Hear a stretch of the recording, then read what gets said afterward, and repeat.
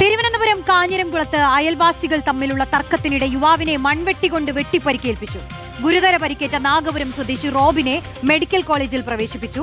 അയൽവാസിയായ നിശാന്തിനായി പോലീസ് അന്വേഷണം ആരംഭിച്ചു. MG പ്രതീഷ് നൽകും വിവരങ്ങൾ. പ്രതീഷ്, ഇതിന് പിന്നിൽ എന്താണ്? റോഷ്നി, തിരുവനന്തപുരം നെയ്യാറ്റിൻകര കാഞ്ഞിരംകുളത്താണ് ആക്രമണമുണ്ടാകുന്നത്. ഇന്ന് ഈ സന്ധ്യയോടുകൂടിയാണ് ഈ അയൽവാസികൾ തമ്മിൽ ചില തർക്കങ്ങൾ ഉണ്ടായിരുന്നു. ആദ്യം ഈ ചെറിയ വാക്ക് തർക്കവും ഒരു ചെറിയ കയ്യാങ്കളിയുമായിരുന്നു ഉണ്ടായിരുന്നത്. പിന്നീട് ഇത് വീണ്ടും ചോദിക്കാനെത്തുകയും അയൽവാസികൾ തമ്മിൽ വലിയ തർക്കമാവുകയും ചെയ്തു. പിന്നീടാണ് ഈ തർക്കത്തിനിടെ താഴെ വീണ ഈ റോബിനെ അയൽവാസിയായ നിശാന്ത് മൺവെട്ടിക്കൊണ്ട് ആക്രമിക്കുന്നത്. ശരീരത്തിലും തലയ്ക്കും ഗുരുതരമായി പരിക്കേറ്റിട്ടുണ്ട് എന്നതാണ് നമുക്ക് ഇപ്പോൾ ലഭ്യമാകുന്ന വിവരം. ഗുരുതരമായി പരിക്കേറ്റ ഈ നാഗപുരം സ്വദേശിയായ റോബിനെ തിരുവനന്തപുരം മെഡിക്കൽ കോളേജ് ആശുപത്രിയിൽ പ്രവേശിപ്പിച്ചിട്ടുണ്ട്. ഇപ്പോൾ അത്യാഹിത വിഭാഗത്തിലാണ് റോബിൻ ഉള്ളത്.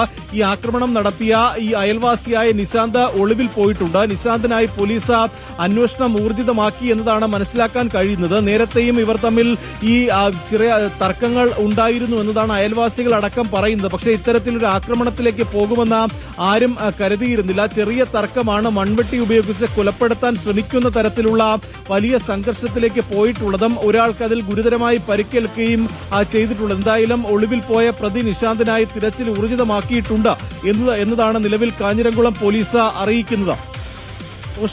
ശരി, MG പ്രതീഷാണ് വിവരങ്ങൾ നൽകിയത്.